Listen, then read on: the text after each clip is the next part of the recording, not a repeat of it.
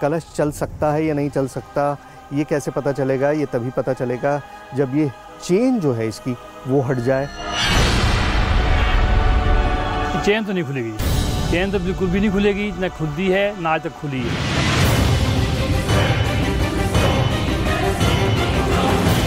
जैसे मैं कोशिश करूं कि मैं इसे खोल दूं आपकी इजाज़त के बगैर, तो क्या मेरी जान को भी खतरा हो सकता है सर?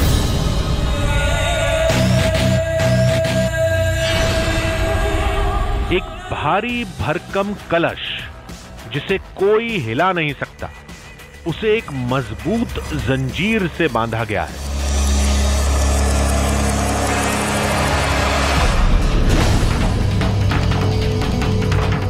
और इस जंजीर को खोलने के लिए कोई तैयार नहीं है। जानते हैं क्यों? दावा है कि बेड़ियों से आजाद होते ही ये कलश अपने पैरों से चलकर कहीं गायब हो जाएगा। ये कलश जो है यहाँ पर बाहर बांधा हुआ है, ये दो थे जी, एक राइट साइड एक लेफ्ट साइड। तो नदी में आए हैं ऐसा कहते हैं जी, और नदी में फिर कोई शक्ति आई जी, दोनों लुढ़कते हुए निकल गए। एक बह गया आगे नदी में, तो ये दूसरा घड़ा भी उसके पीछे जाने की कोशिश कर रहा था। तो किसी माता की शक्ति से किसी पुजारी ने उस घड़े को वापस लाया और फिर भी भागने की कोशिश कर रहा था, फिर इसको बांध दिया।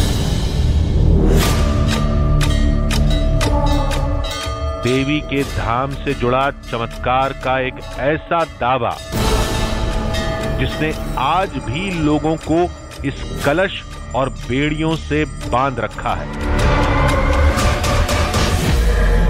और कहानी यहीं खत्म नहीं होती। कहते हैं इलाके में जब भी कोई आपदा आने वाली होती है, इस घड़े से अजीब आवाजें आती हैं। ये तेजी से हिलता है। दावा है कि ये जंजीर तोड़कर भागने की कोशिश करता है। बिना जाने मान लेना अंधविश्वास है, लेकिन कुछ पता किए बगैर चमत्कार के दावे को खारिज कर देना उससे भी बड़ा अंधविश्वास होता है। लिहाजा आधी हकीकत आधा फसाना की टीम ये जानने की जरूर कोशिश करेगी कि बेड़ियों से बंधे इस कलश की हकीकत क्या है।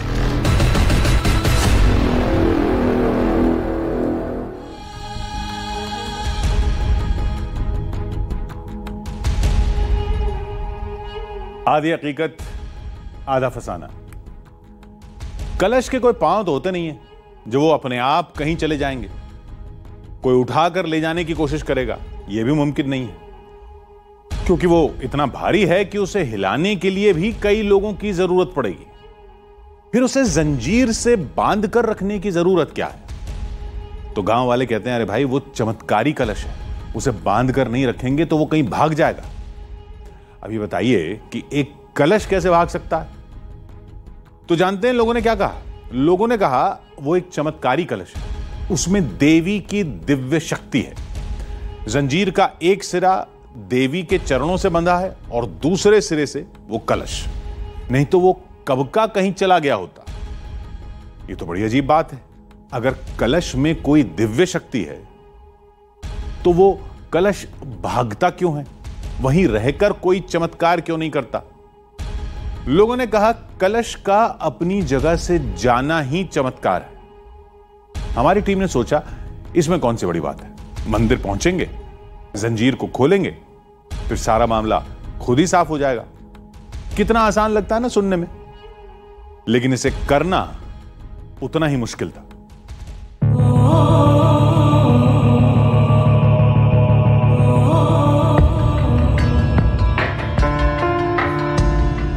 देवी का ये धाम 10वीं शताब्दी का है, लेकिन ये जगह ये तो सदियों से है, और चमत्कार तो उस समय से हो रहा है जब ये मंदिर बना ही था।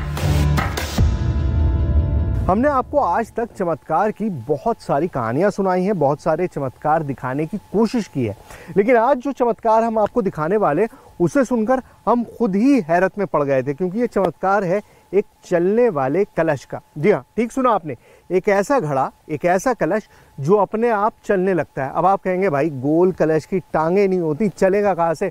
भाई साहब यही हम भी समझने की कोशिश कर रहे हैं। ये कहानी हमने सुनी तब से ही हम हैरान है कि आखिर एक कलश चल कैसे सकता है। इस जगह से कई पौराणिक कहानियों के तार जुड़ते हैं।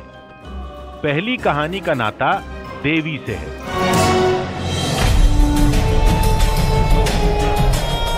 कहते हैं इसी जगह देवी दुर्गा ने महिषासुर राक्षस का वध किया था।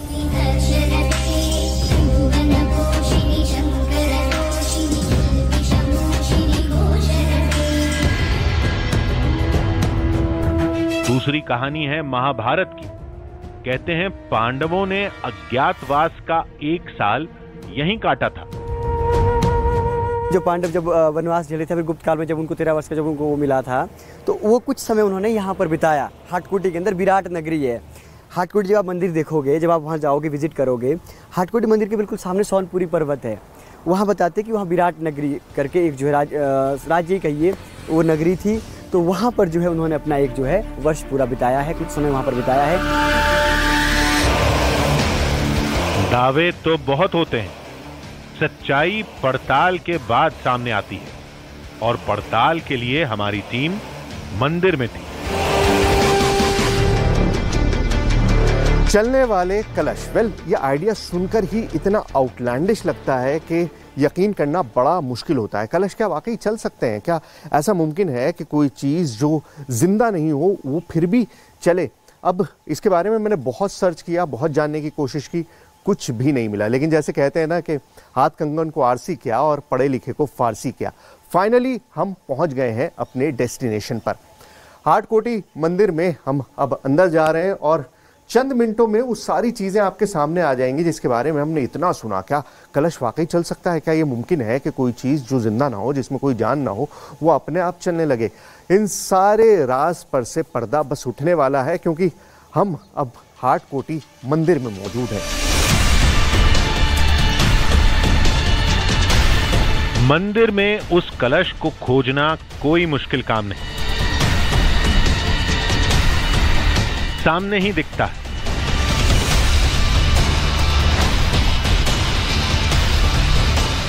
एकदम भारी भरकम, बड़ा, एक इंसान से उठना तो दूर हिल भी नहीं पाएगा, फिर भी ये जंजीर से बंधा रहता है। वो कलश जो है, वो जादुई कलश जो अपने आप चलने लगता है, वो अब आपके सामने है।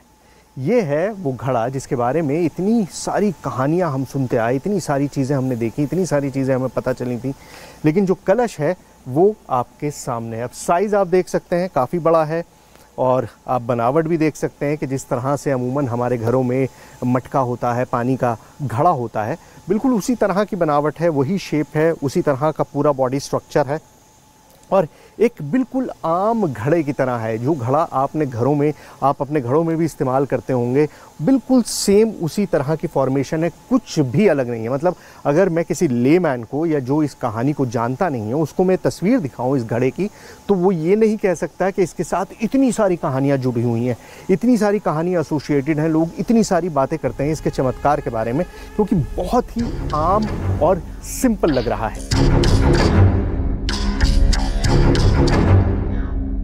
इस विशाल काय कलश को एक मोटी जंजीर से बांधा जाता है, जिसका एक सिरा कलश से लिपटा रहता है और दूसरा सिरा मंदिर के अंदर गया है। कहां तक पता नहीं, लेकिन इतने भारी भरकम कलश को बेड़ियों में जकड़ा देखकर थोड़ा अजीब लगा।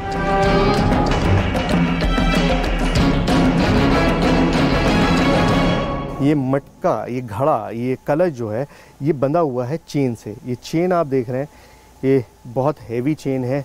मेटल क्या है मुझे अंदाज़ा नहीं है, क्योंकि अगर ये आयरन होता तो जाहिर है रस्ट कर रहा होता, लेकिन इसमें रस्टिंग नहीं है, इसमें कोई जंग के निशान नहीं है, तो जाहिर है मेटालिक चेन है और उसको बहुत कस के बांधा हुआ है पूरे तरफ से। ये यहाँ पर पूरा बना हुआ है, जो उसके जो मुंह है इसका, जो इस तरह का फॉर्मेशन है, उसके चारों तरफ इस चेन को कसा गया है और चेन जो है यहाँ से होते हुए इस दीवार के अंदर चली जाती है।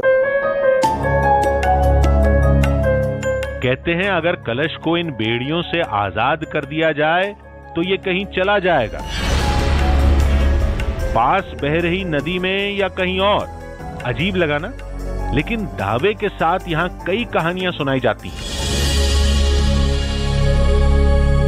ये अपने आप ही चल पड़े उधर को। अच्छा, रो लोग। अच्छा, तो एक तो चल पड़े कैसे? मतलब पाँव तो है नहीं, तो नहीं, रो लोग के। अच्छा, रोल होके चल। हाँ, ऐसे घूमते। तो एक तो कहते हैं उसमें चले गया, साथ ही थी ना दरिया तब, अब तो दूर है ना परे।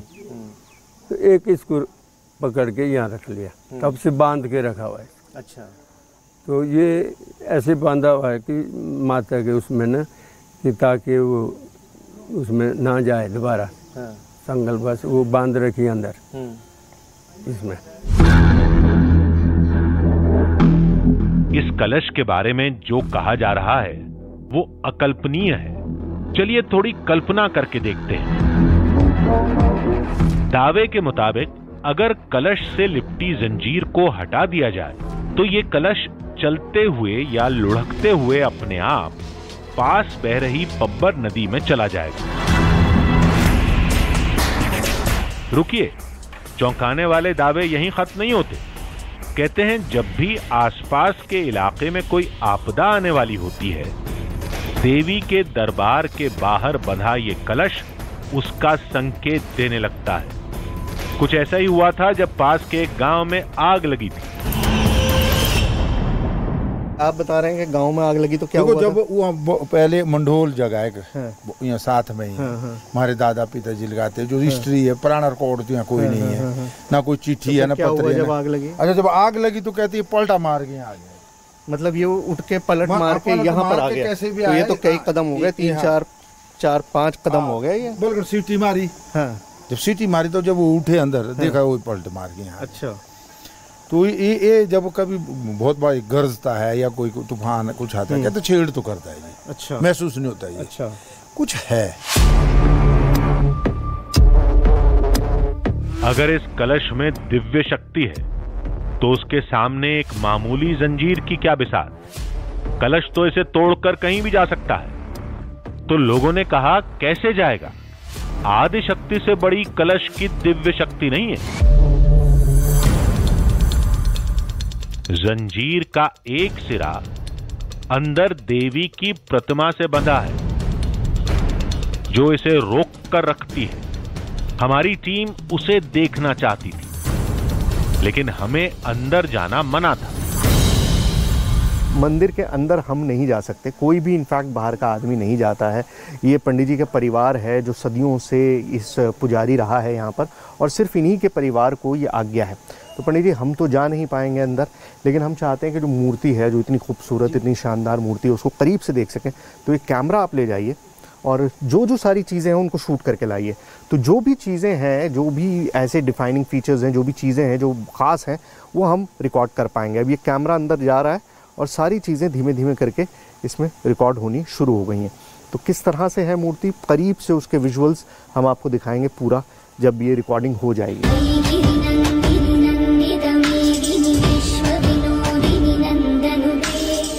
अंदर पुजारी ने केवल प्रतिमा दिखाई, जंजीर का दूसरा सिरा नहीं दिखा। इससे ज्यादा कोशिश करना बेकार था।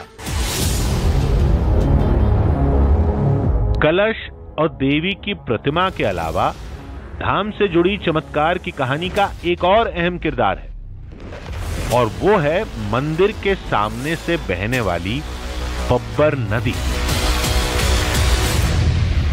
ये मंदिर है और इससे करीबन 150-200 मीटर की दूरी पर, मुझे पता नहीं एग्जैक्ट, वो नदी बहती है। पहले ये एडजेसेंट थे, मतलब बिल्कुल साथ साथ थे, लेकिन अभी डिस्टेंस बढ़ गया क्योंकि नदियाँ अपना कोर्स चेंज करती हैं, अपना जो रूट है वो बदल लेती हैं।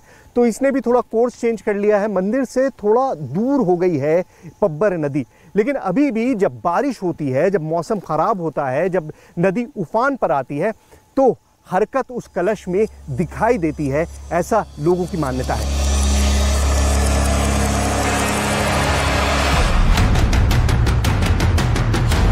इस मान्यता के पीछे एक चौंका देने वाली कहानी है। बताया जाता है कि पहले इस मंदिर में एक नहीं 2 चमत्कारी कलश थे।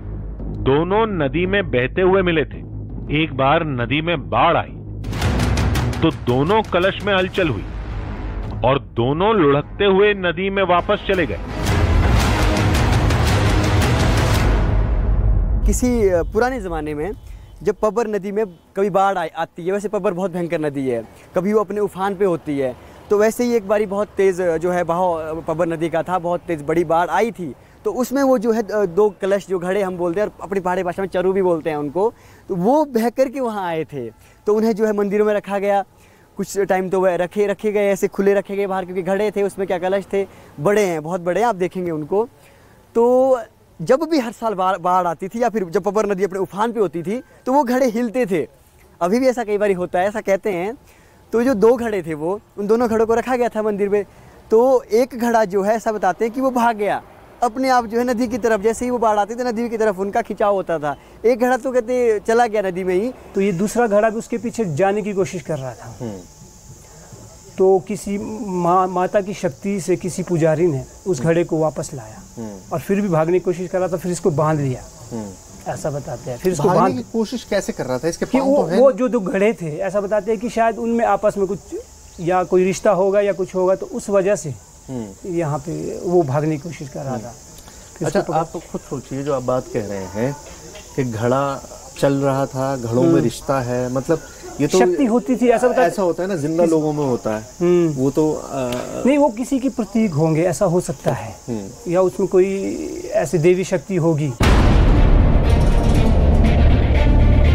इस कहानी ने हमें पब्बर नदी में जाने के लिए मजबूर कर दिया। हम देखना चाहते थे कि अगर कलश नदी में बहकर आया था तो वो कैसे हुआ होगा।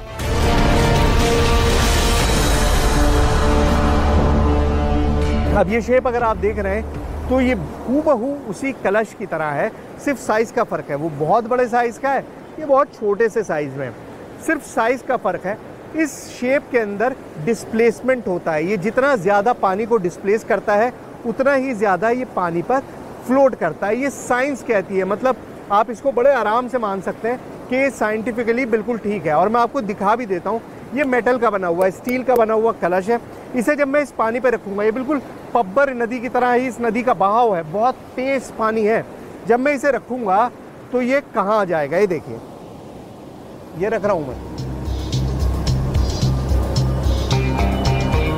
ये देखिए, देखा आपने, मतलब ये टर्न हो गया, क्योंकि इसका थोड़ा सा वजन इस तरफ ज़्यादा है और इस तरफ कम है, टर्न हो गया, लेकिन फिर भी डूबा नहीं, फ्लोट करता रहा पानी में। एक बार और देखिए,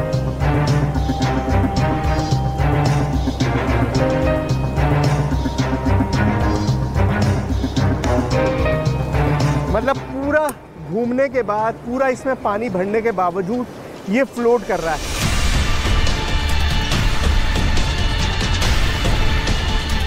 कुछ इसी अंदाज में कलश भी बहते हुए मंदिर पहुंचे होंगे जैसा दावा किया जाता है। लेकिन चमत्कार वो कहानी नहीं, ये कलश है। क्या रात में बेड़ियों से आजाद करते ही सुबह तक ये कलश कहीं चला जाएगा? अब इसकी पड़ताल कौन सी बड़ी बात है। जंजीर हटा दो, सुबह तक इंतजार करो, हकीकत अपने आप सामने आ जाएगी। क्यों, आप यही सोच रहे हैं ना? हमारी टीम भी यही सोच रही थी, लेकिन ऐसा नहीं है। कलश के चमत्कार की सच्चाई अभी हमसे कोसों दूर थी। घने जंगल में, नदी के उस पार, पर्वत की सबसे ऊंची चोटी पर, एक बेहद तंग गुफा में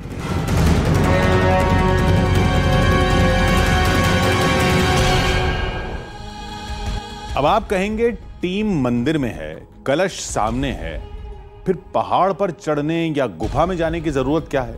जरूरत है, क्योंकि कलश की पड़ताल के लिए उसे बेड़ियों से आजाद करना होगा।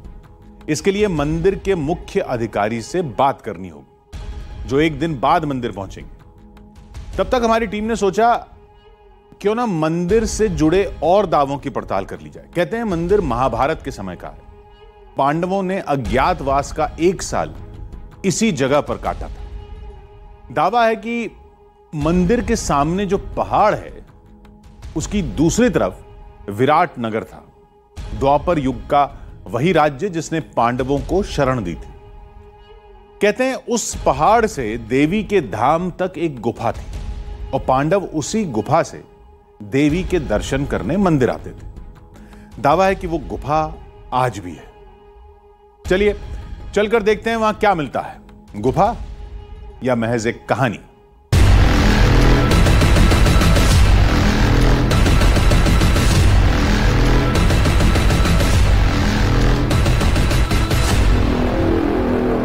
देखिए, मंदिर में जो कलश है उसके बारे में तो सारी जानकारी ले ली, मंदिर के बारे में भी सब पता चल गया, लेकिन मैं इस्टैब्लिश करना चाहता हूं कि वाकई इस मंदिर का ताल्लुक पांडवों के साथ था। अब मुझे बताया गया कि उस पहाड़ पे, वहाँ जहाँ ऊपर आप वो घर देख रहे होंगे, छोटा सा हो सकता है कैमरे में आपको ना दिखाई दे रहा हो, उससे ऊपर पहाड़ी पे एक गुफा है और उस गुफा का सीधा रास्ता हाटकोटी मंदिर से जुड़ा हुआ है। मान्यता यह है कि पांडव अज्ञातवास में वहाँ रहा करते थे और उस गुफा के रास्ते से वो रोज़ाना उस मंदिर में, हाटकोटी मंदिर में पहुंचा करते थे। बहुत मुश्किल काम है, बहुत घुमावदार पहाड़ है, कोई रास्ता नहीं है, लेकिन फिर भी कोशिश करेंगे कि उस गुफा को एक्सप्लोर कर सकें। देखें तो सही कि कहाँ रास्ता निकलता है।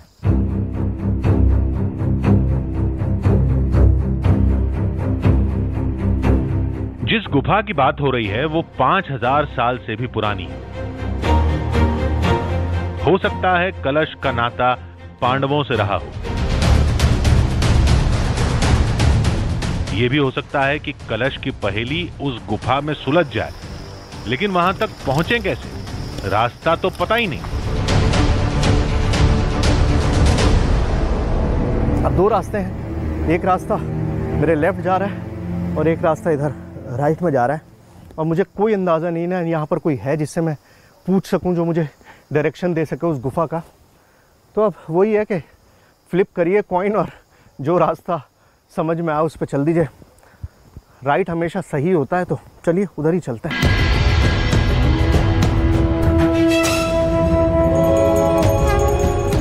ये सच है कि पांडव महादेव के बहुत बड़े भक्त थे, लेकिन वो आदि शक्ति की भी उपासना करते थे।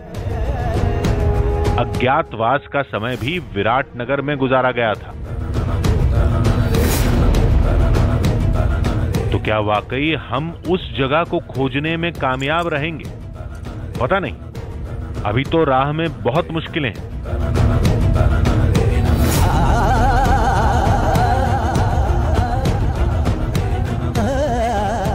पांडवों ने जिस जगह पर अज्ञात काल बिताया होगा, जाहिर है वो बहुत घने जंगलों में होगा, बहुत ऐसी जगह पर होगा जहां पहुंचना करीबन इम्पॉसिबल होगा। तो मैं बस डाउट मेरे दिमाग में क्रिएट हो रहे हैं कि जगह ऐसे कोई मार्क्ड नहीं है, हमको पता नहीं है कि हमको कहाँ जाना है।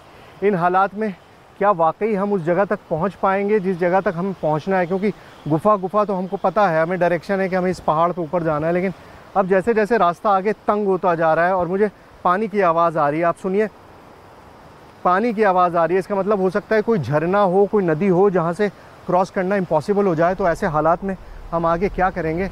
आई हैव नो आइडिया। अंदाजा सही निकला, आगे नदी ही थी जिसमें खतरनाक लहरें उठ रही थी।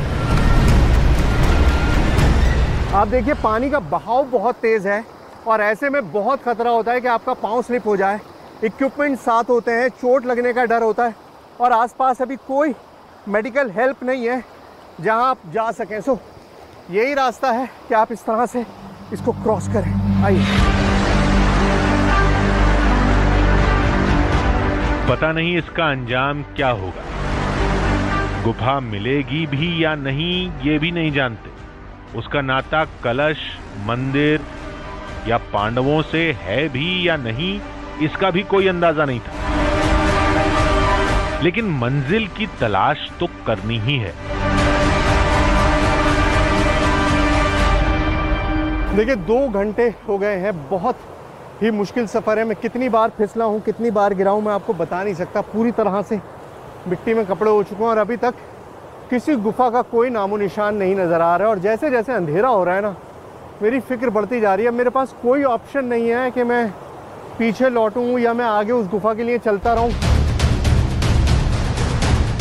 दावा है तो पड़ताल जरूर करेंगे। दावे से जुड़ी कोई जगह है तो उसे हर कीमत पर खोजेंगे। और थोड़ी ही देर बाद मेहनत का फल सामने था। हमारी टीम गुफा में थी।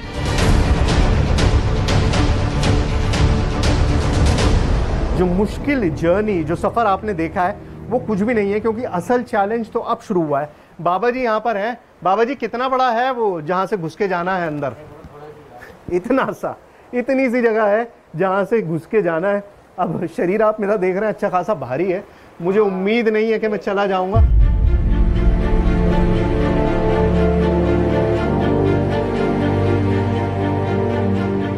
अगर ये रास्ता वाकई नीचे मंदिर तक पहुंचा तो चमत्कारी कलश का दावा भी सच के काफी करीब होगा। और दावा यही है कि पांडव भी इसी रास्ते देवी के धाम जाते थे। देखिए, मेरी पीठ, मेरे शरीर और इस पत्थर में इतना सा फर्क है, सिर्फ इतना सा।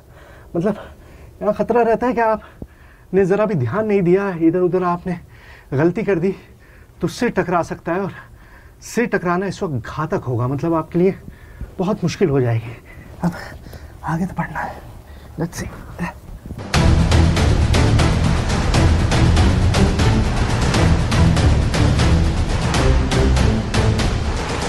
गुफा तो तंग ही रहती है, लेकिन ये जगह वाकई सैकड़ों साल पुरानी है।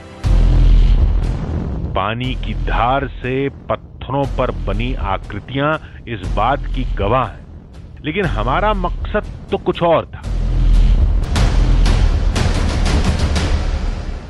जैसे जैसे हम आगे बढ़ रहे हैं ना, गुफा कंस्ट्रिक्ट होती जा रही है। मतलब हाइट तो है, पहले दिक्कत ये थी कि हाइट नहीं थी, अब हाइट तो है, लेकिन ऐसा लग रहा है जैसे दीवारें आपस में चिपकती जा रही हैं, कंप्रेस होती जा रही हैं। मतलब अब बहुत ही देखिए, इतना सा डिस्टेंस है, सिर्फ इतना सा डिस्टेंस है जिसमें से निकलना है।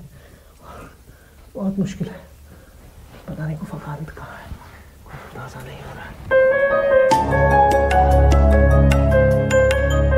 हमें यह देखना है कि यह रास्ता मंदिर तक जाता है या नहीं।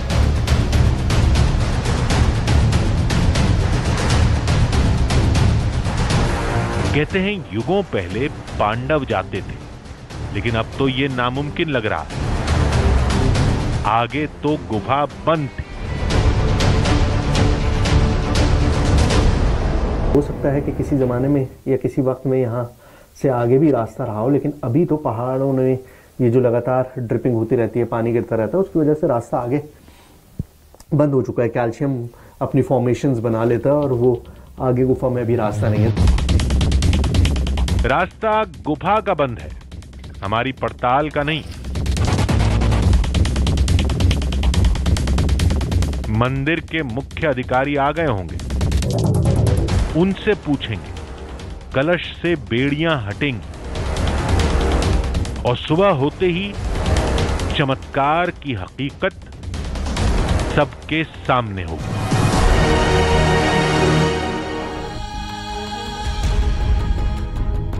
सवाल अभी भी हमारे सामने जस का तस था। क्या बेड़ियों से आजाद होते ही कलश कहीं चला जाएगा? अगर नहीं तो दूसरे कलश के जानने की कहानी क्यों सुनाई जाती है? अगर वो कहानी झूठी है तो सच क्या है? उसी सच का पता लगाने के लिए हमारी टीम मंदिर के मुख्य अधिकारी का इंतजार कर रही थी, जिनके कहने पर कलश की जंजीर को हटाया जाएगा। फिर देखते हैं क्या होता है। अगर कलश में कोई हलचल हुई तो उसकी तस्वीरें आपके सामने होंगी, अगर नहीं हुई तो वो सच्चाई भी हम दुनिया को बताएंगे। फिलहाल तो जंजीर के खुलने का इंतजार था। देखते हैं क्या होता है।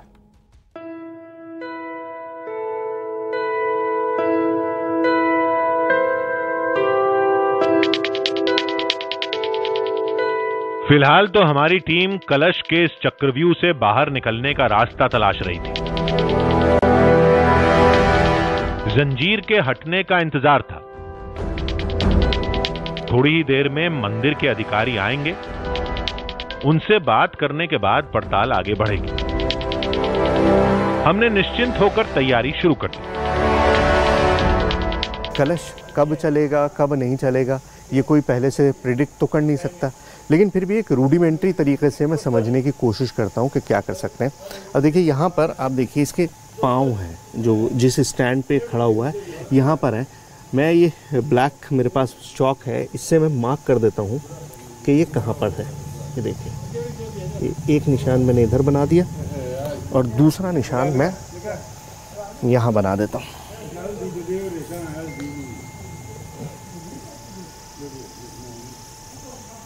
ठीक है, मतलब दोनों जगह पर ये ब्लैक निशान बना दिया है ताकि हमको अगर कोई मूवमेंट हो, ये अपनी जगह से हिले आगे पीछे जाए तो एटलीस्ट पता चल जाए कि किस तरह का मूवमेंट यहाँ पर हुआ है। अब हमारी टीम तैयार थी, केवल जंजीर हटाने के आदेश का इंतजार था। तभी हमारी नजर इन 5 छोटे छोटे मंदिरों पर पड़ी। तब पता चला कि इस धाम का नाता वाकई महाभारत काल से है। अब ये जो फॉर्मेशन आपको दिखाई दे रही है, छोटे छोटे मंदिर हैं और गिन लीजिए 1 2 3 4 और वो 5वां मंदिर, मतलब 5 मंदिर 5 पांडवों के यहाँ पर मौजूद हैं। ये छोटे छोटे टेम्पल्स हैं। ये कब बनाए गए थे? मान्यता यही है कि पांडवों ने खुद अपने हाथों से यहाँ पर स्थापित किया। शिवलिंग स्थापित किए 5, ये मंदिर स्थापित किए 5, और क्योंकि वो देवी के उपासक थे तो देवी की मूर्ति भी वहाँ पर स्थापित की। मंदिर के पौराणिक होने के और प्रमाण मांगने पर देवी की मुख्य प्रतिमा दिखाई जाती है, जिस पर लिखी इस भाषा को आज तक कोई नहीं समझ पाया। कई जानकारों ने कोशिश की लेकिन सभी नाकाम रहे। इसमें प्लेट पे हमें लिखा हुआ मिलता है, वो भी आज तक किसी को पता नहीं लगा कि इसमें कौन सी भाषा में कौन सी लैंग्वेज में लिखा है, तो इससे आज तक पता नहीं लगता है। अच्छा, मतलब वो लिपि का पता नहीं चला? हाँ जी, किस तरह से लिखा गया है? हाँ, भाषा और संस्कृति विभाग वाले आए तो उन्होंने टैली किया होगा, फिर अभी तक पता नहीं है कि क्या लिखा है उसमें। अच्छा, हाँ, ये नहीं पता चल पाया हाँ, कि उसमें क्या लिखा हुआ है। मामला अब आगे बढ़ चुका था। सवाल वही, जंजीर हटने के बाद क्या होगा? कलश हिलेगा या कहीं चला जाएगा? मुख्य पुजारी आ चुके थे, अब जंजीर हटाने की बारी थी। अब जो सबसे इंपॉर्टेंट चीज़ है कि प्रमाण प्रमाण प्रमाण, ये कलश चल सकता है या नहीं चल सकता, ये कैसे पता चलेगा? ये तभी पता चलेगा जब ये चेन जो है इसकी वो हट जाए और इसको आज़ादी मिले। भंडारी जी हैं, मंदिर की पूरी देखभाल आप ही के हाथ में भंडारी जी। मैं मतलब अब कहानियाँ सुन ली, सबने बता भी दिया, सारी जो किंवदंतियाँ हैं वो भी हमने जान ली, लेकिन प्रूफ तो तभी हो सकता है जब इस चेन को खोला जा सके। ये चेन तो नहीं खुलेगी जी, चेन तो बिल्कुल भी नहीं खुलेगी, ना खुलती है ना आज तक खुली है। हाँ, बिल्कुल सही बात है भाई, नहीं खुली है और खुलनी भी नहीं चाहिए, क्योंकि रिलीजियस सेंटिमेंट्स जुड़े हुए हैं इससे, लोगों के बिलीफ जुड़े हुए हैं। लेकिन अगर खोलेंगे नहीं तो फिर चीजें थोड़ी सी वो नहीं होती ना। अब जब खोलेंगे तभी तो ये चलेगा, तभी तो कैमरे पे साबित होगा। चेन तो कभी खुलेगी ना, आज तक खुली है ना इसको हम खोल सकते हैं। ये क्या, जंजीर खोलने से तो साफ मना कर दिया गया। हमारी टीम ने तो इसकी कल्पना भी नहीं की थी, लेकिन हमने हार नहीं मानी, कोशिश जारी रखी। मैं आपकी बात से पूरी तरह से इत्तेफाक रखता हूँ, मैं मान रहा हूँ आपकी बात कि भाई नहीं खुली है, खुलनी नहीं चाहिए, क्योंकि एक चीज़ बिलीफ सिस्टम से जुड़ी हुई है, लोगों की भावनाएं आहत हो सकती हैं और वो करने का मकसद भी नहीं है। लेकिन हम जिस कहानी को प्रूफ करने की कोशिश कर रहे हैं भंडारी जी, वो तो तभी होगा जब ये हमको चलता हुआ दिखाई देगा। अब ये चलेगा ही नहीं तो फिर हम कैसे प्रूफ करेंगे? देखो जी, सतयुग में लोग विश्वास करते थे, विश्वास पे ही दुनिया स्थिर है। उनकी आस्था थी, उनकी वजह से हम भी आज तक इसको पूजा कर रहे हैं। इसीलिए हम इसको ना खोलेंगे ना इसको हम कभी खोलने की अनुमति देंगे किसी को। लेकिन लाखों दर्शक, करोड़ों दर्शक जो हैं वो देखना चाहेंगे, देश भर में, दुनिया भर में ये देखना चाहेंगे कि भाई ये चमत्कार आंखों के सामने हो, उनको नजर आए। तो वो तो तभी पॉसिबल है ना जब थोड़ा सा आप मदद करें। ये नहीं हो सकता सर, ये नहीं हो सकता, क्योंकि आज तक ना हमारे बुजुर्गों ने किया ना हम कर सकते इसको। ये कभी ये नहीं हो सकता। अगर चेन नहीं खोली गई तब क्या करेंगे? पता कैसे चलेगा? पड़ताल का नतीजा कैसे सामने आएगा? लेकिन मंदिर प्रशासन तैयार ही नहीं हुआ।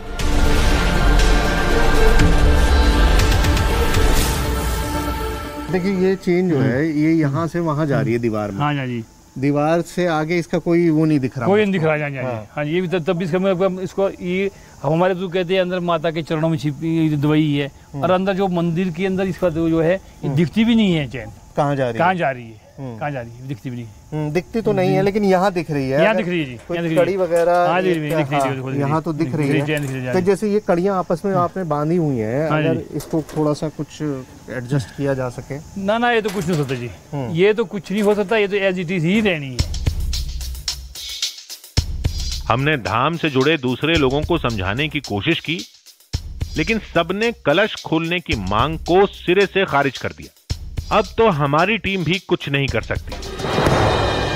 आदि हकीकत आधा फसाना अपनी जगह है, बट अल्टीमेटली लोगों की भावनाएं जो हैं वो सबसे इम्पॉर्टेंट है। आप किसी के भी रिलीजियस बिलीफ को हर्ट नहीं करना चाहते, ख़ासतौर से ऐसी जगह पे जहाँ पर सदियों से मान्यताएं जुड़ी हुई हैं एक चीज़ के साथ, एक कलश के साथ। अब मैं इंसिस्ट कर रहा हूँ, मुझे पता है कि मेरी कहानी के लिए इम्पॉर्टेंट है, लेकिन भंडारी जी जानते हैं कि लोगों के लिए क्या ज़रूरी है। तो जाहिर बात है जो लोगों के लिए ज़रूरी है वो हमेशा हमारी कहानी से ऊपर रहेगा। So can't help it.